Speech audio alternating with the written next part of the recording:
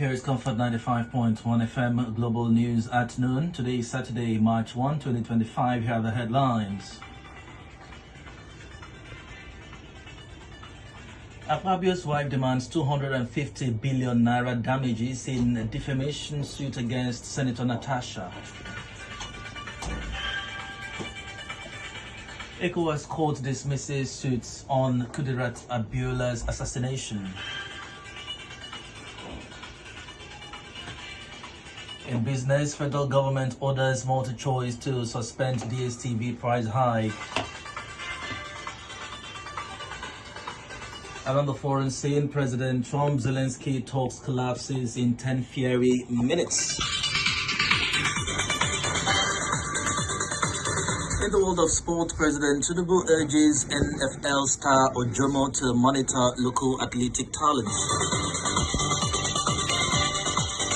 Details of the news, headlines and other stories in just a moment. I am Michael Bassi, thanking you a great deal for joining us on the news this afternoon. Unoma Akpabio, wife of the Senate President Godswill Akpabio, has filed separate lawsuits against Senator Natasha Akpotudwahan at the Federal Capital Territory High Court Abuja over alleged defamation and violation of fundamental human rights. The legal action follows recent claims by Akpotudwahan, who represents Kogi Central, that her troubles in the Senate started following her refusal to have a sexual relationship with the Senate President. In the first suit on fundamental rights violation, suit number CV81425, Mrs. Akpabio accused the senator of making false and scandalous statements that caused emotional trauma for her and her children, leaving them in fear for their lives. She also asked the court to declare the statement a violation of her rights to dignity under the Constitution and the African Charter on Human and People's Rights.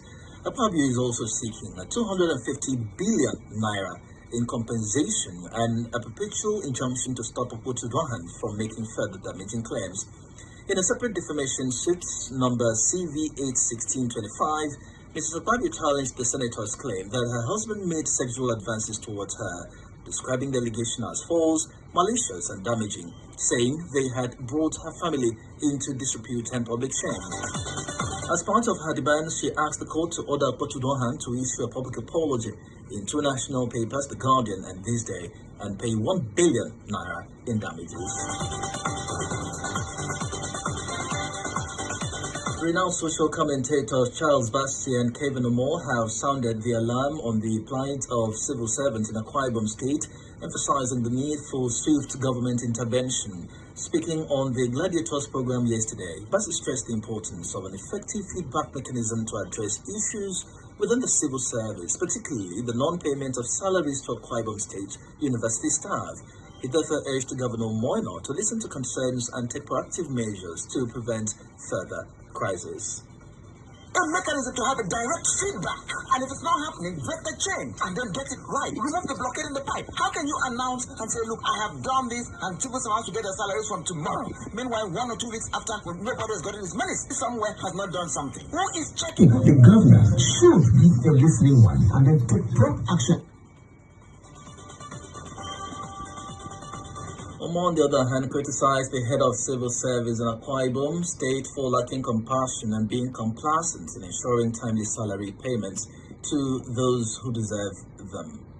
I think the head of service at Ibom State is not humane enough. But what breaks my heart is that The head of civil service in a committee that is supposed to expedite action so that his people will be paid salary in the word of His Excellency, but become complacent about the entire duty and the whole thing is being compromised. People up till this moment have not received their salary because of one issue of